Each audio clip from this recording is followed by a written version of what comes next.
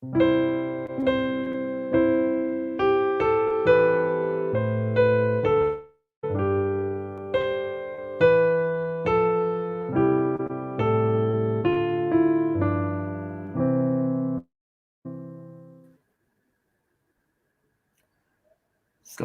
malam saudara sekalian. Ini renungan malam di hari Jumat GRI Kelapa Gading. Mari kita masuk dalam doa. Tuhan, kami bersyukur karena Engkau ada Allah yang sudah menciptakan kami sebagai makhluk yang mulia, yang dimahkotai dengan kemuliaan dan hormat. Dan ketika kami ingin merenungkan dignitas kami sebagai makhluk ciptaan Tuhan, kiranya Tuhan menolong kami dengan perenungan firman Tuhan. Engkau yang membuka hati dan pikiran kami sehingga kami boleh menghargainya, dan seumur hidup kami juga boleh menjalaninya di dalam ketaatan kepada Tuhan. Story, naratif, cerita yang Tuhan berikan di dalam kitab suci, bagaimana kami memahami dignitas manusia ini menurut standar Tuhan. Terima kasih Tuhan, Engkau memberkati perenungan malam hari ini. Dari awal sampai dan akhir, demi Yesus Kristus kami berdoa. Amin.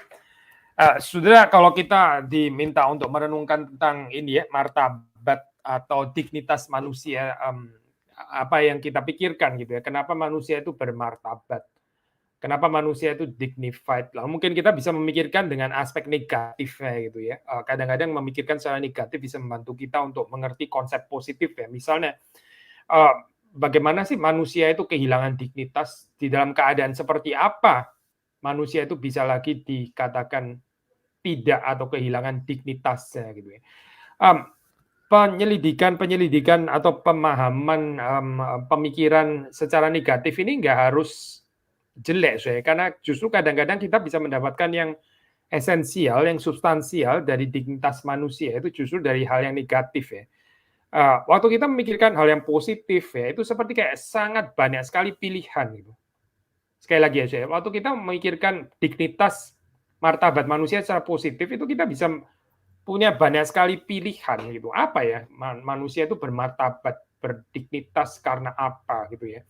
Dan kita bisa sampai kepada kesimpulan-kesimpulan konyol gitu yang sebetulnya nggak ada dukungan Alkitab sama sekali. Tapi karena kita nggak melihat apa yang dimengerti secara negatif, akhirnya kita menyadari bahwa waktu itu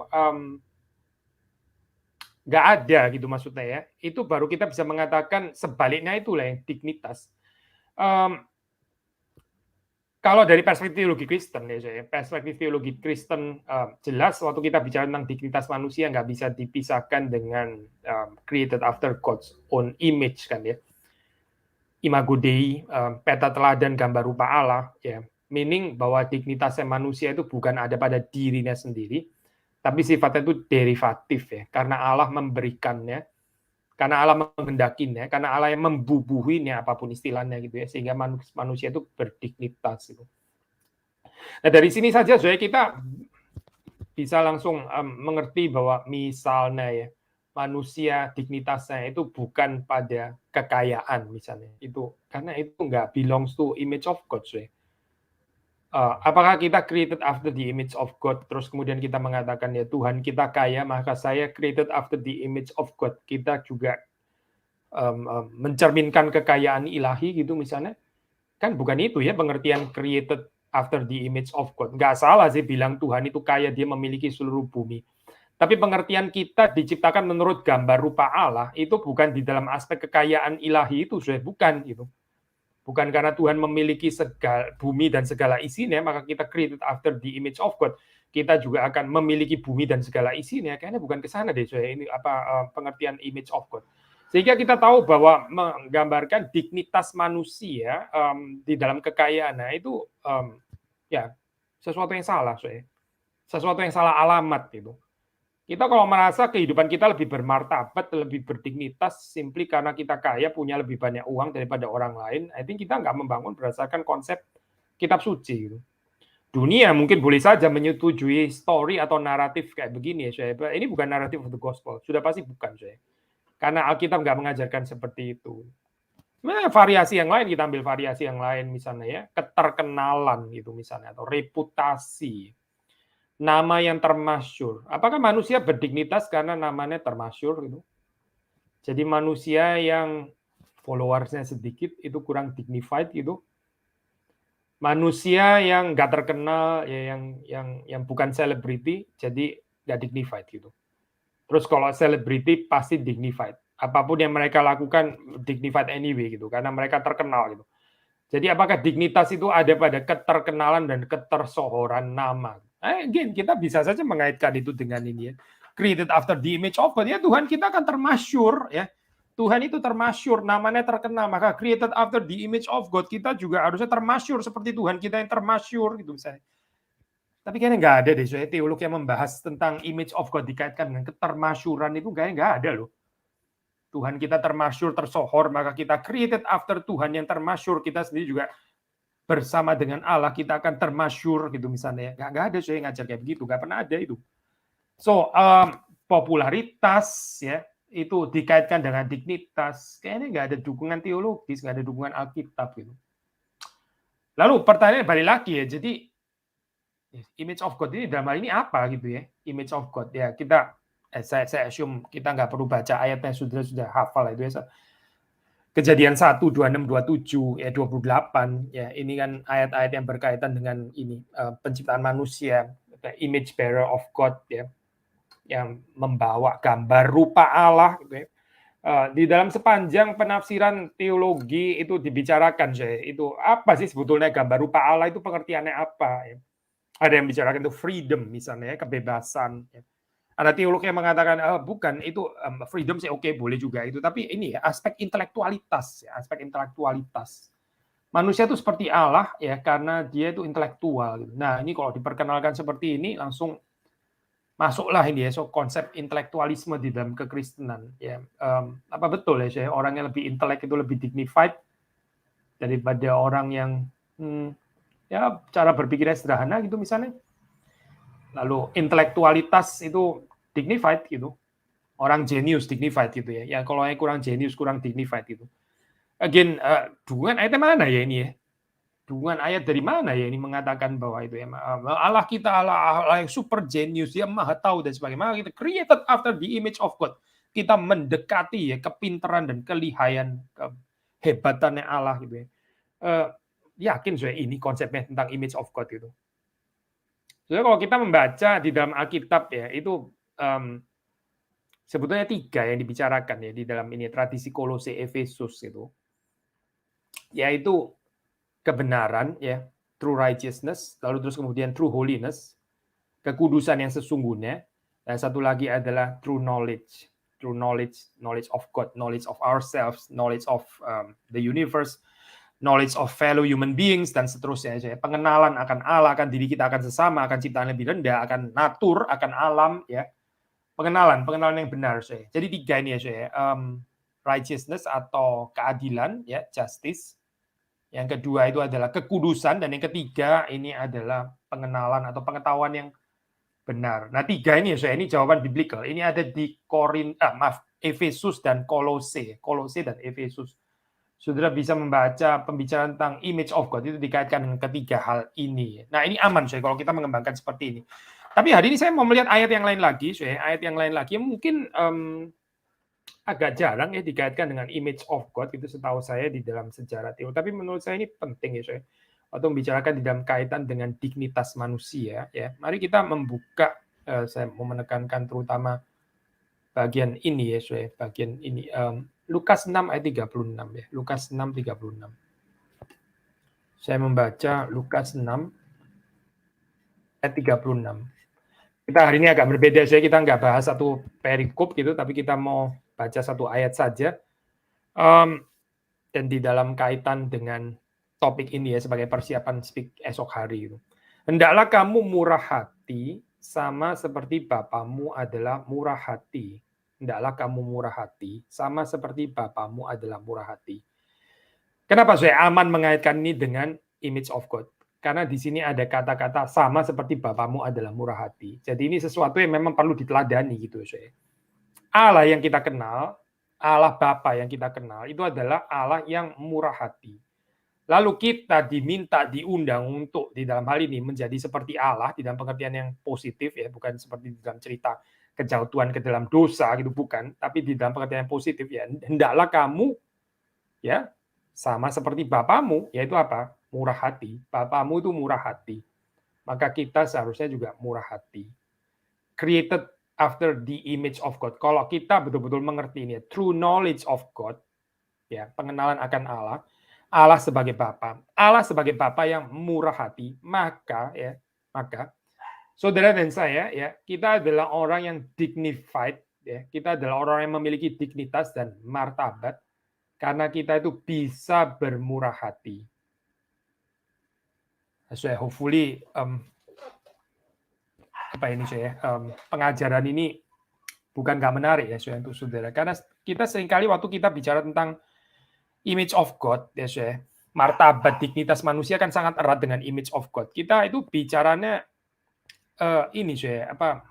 hal-hal yang let's say pakai bahasa sederhana keren gitu, keren gitu.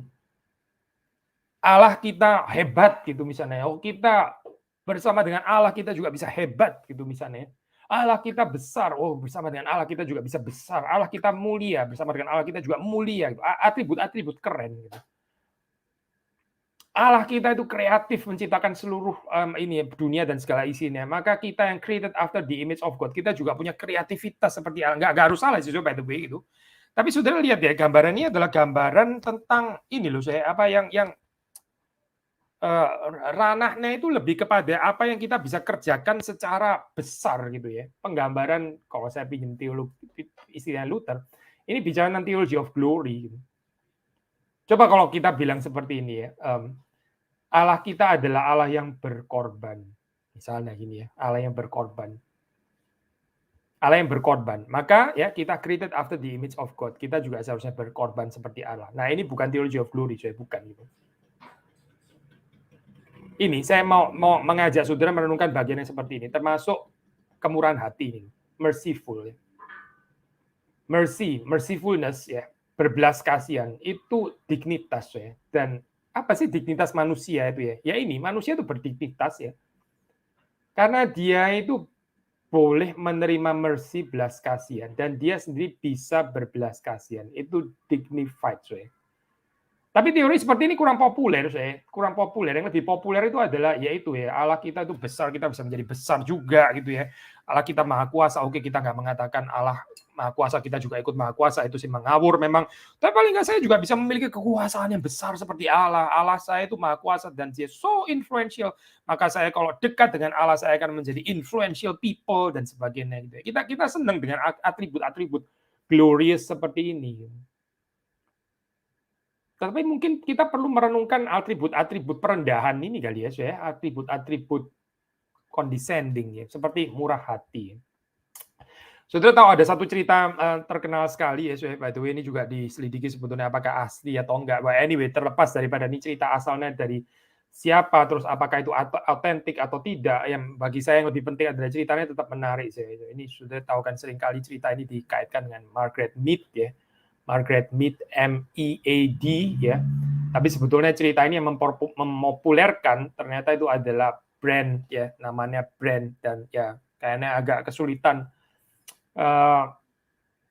brand ini ya bener nggak ya dia ceritanya gitu tentang Mead, karena dia ngomongin itu lecture-nya Mead gitu ya, tentang cerita dari lecture kuliahnya Mead gitu ya, tapi verifikasinya bagaimana. Tapi in any case yang pasti ini aman mengatakan yang menyebarkan cerita ini itu sebetulnya adalah brand ya, whether itu benar-benar dari Margaret Mead atau tidak ya, itu lain urusan. Bagian buat saya sih bukan masalah siapanya gitu ya, tapi ceritanya sendiri itu waktu ceritanya ini Margaret Mead waktu mengajar menurut brand ya, dia ditanya apa sih sebetulnya evidence of ini ya, true civilization. Nah ini kan dekat ya dengan kaitan dengan dignitas manusia gitu kan. Civilized loh, saya bicara tentang civilization.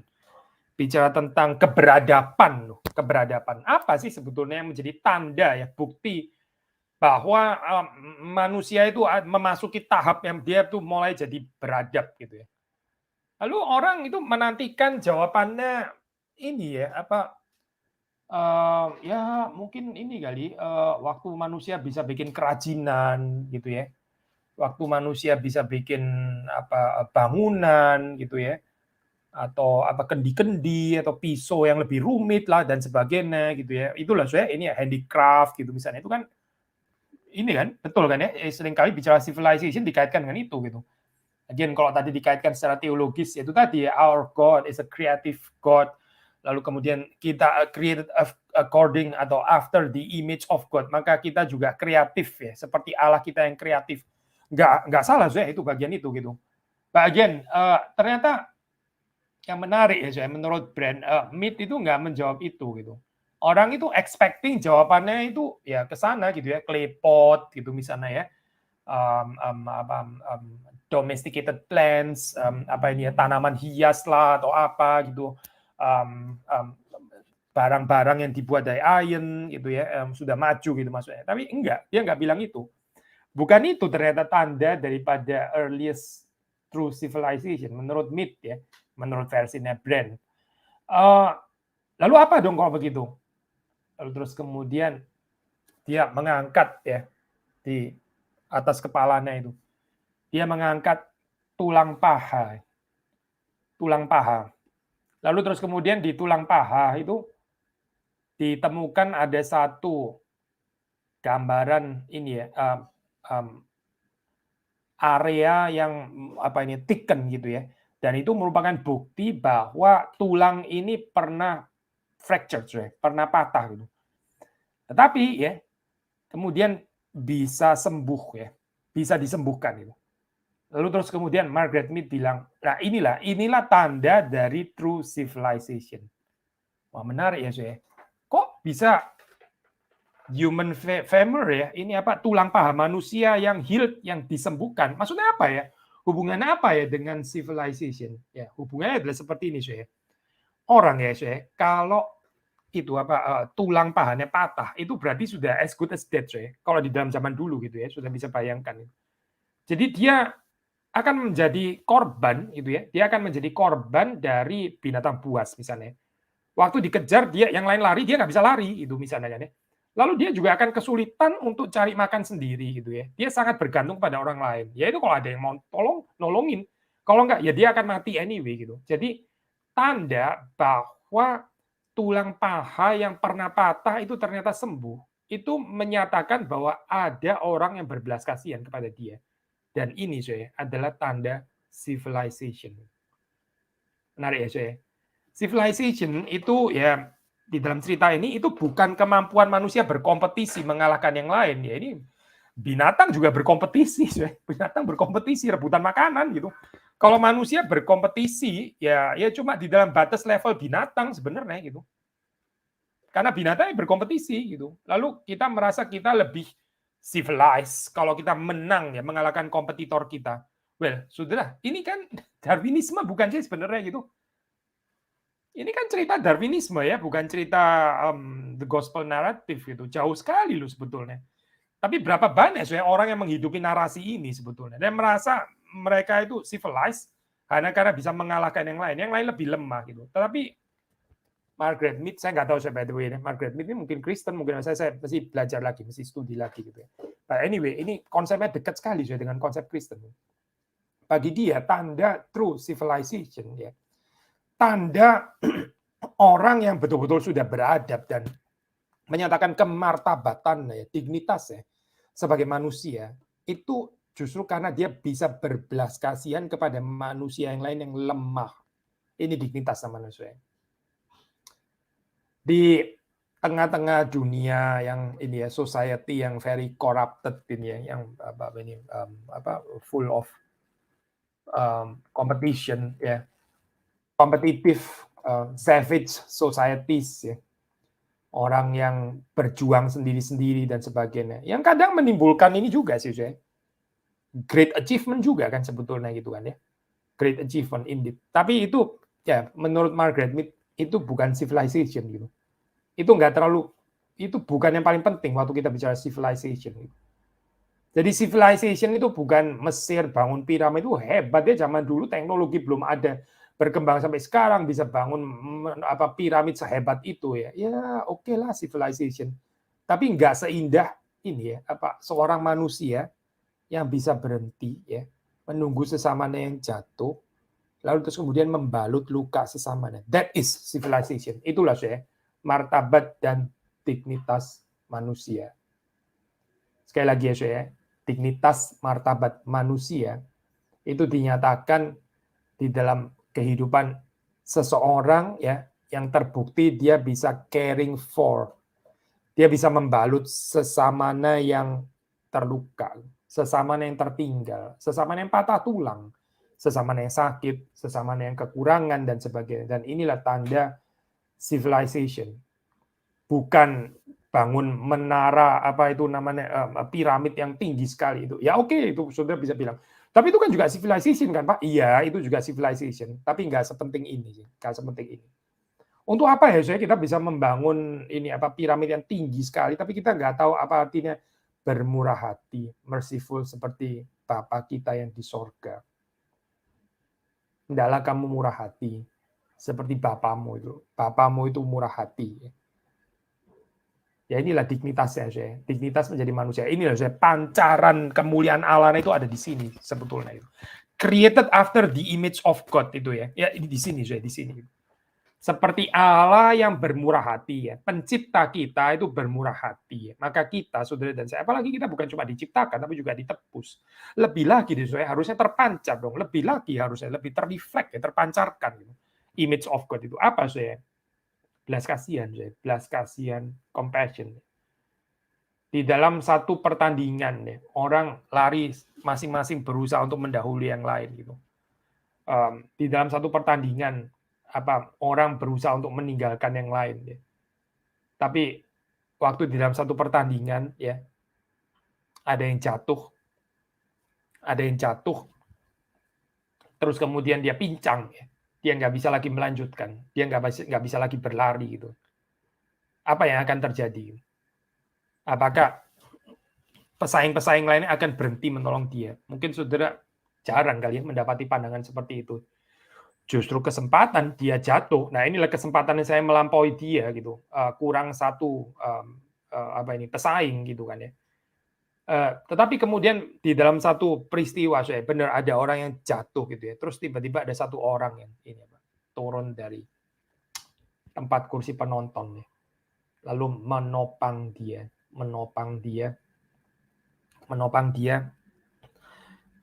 bukan lari ya, tapi jalan pelan-pelan gitu sampai akhirnya orang ini bisa sampai ke garis finish gitu. Lalu terus banyak orang itu tepuk tangan gitu ya, memberikan applause, standing ovation bahkan gitu ya terhadap ini kejadian ini.